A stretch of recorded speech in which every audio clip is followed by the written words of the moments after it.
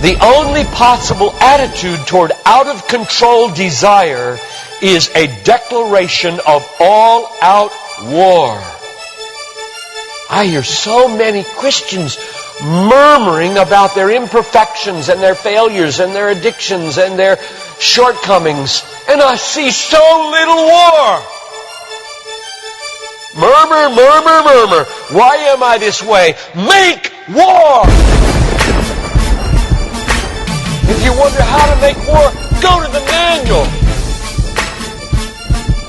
Don't just bellyache about your failures.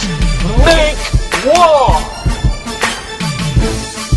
He says, I'm continuing the quote, there is something about war that sharpens the senses.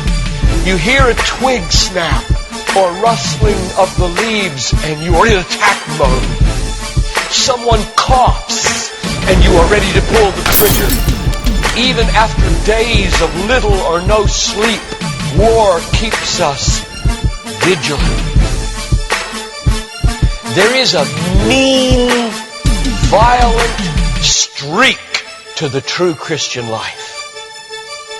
But now let's very carefully ask, violence against whom?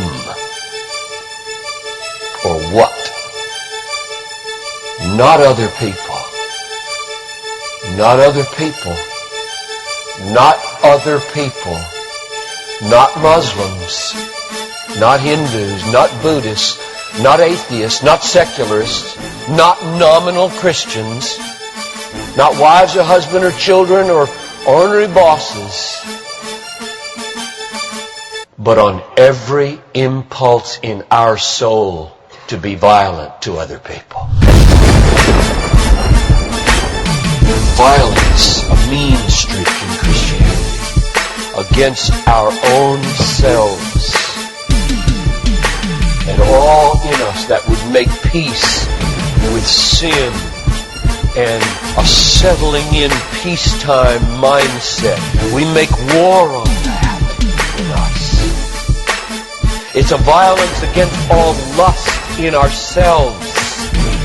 All enslaving desires for food, caffeine, sugar, chocolate, alcohol, pornography, money, the praise of man, approval of others, power, fame.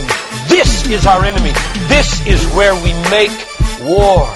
It is a violence against all racism in our souls, all sluggish indifference to injustice in our souls, a violence against all indifference to poverty and indifference to abortion in our souls.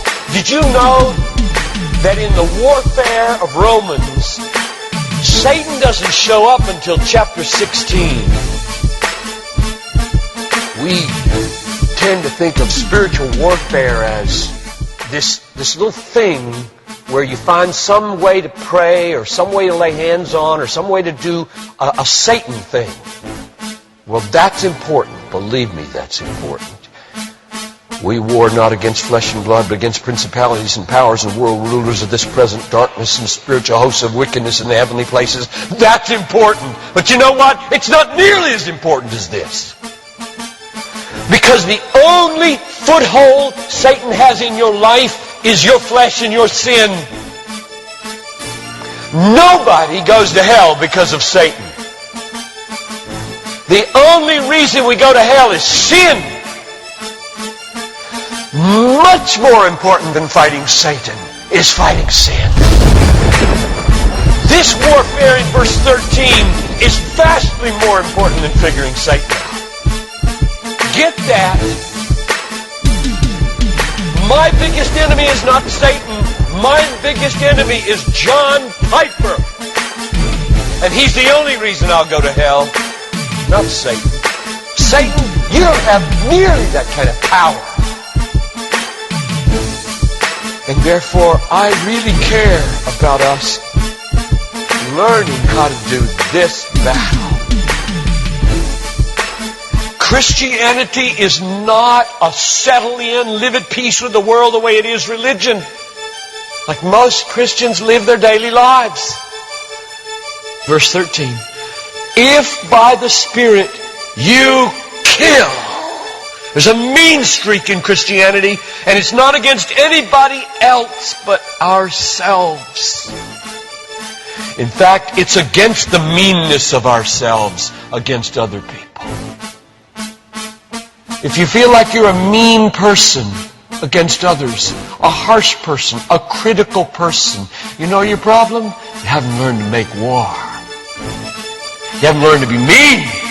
You haven't learned to get violent against your violence, against your meanness, against your critical spirit.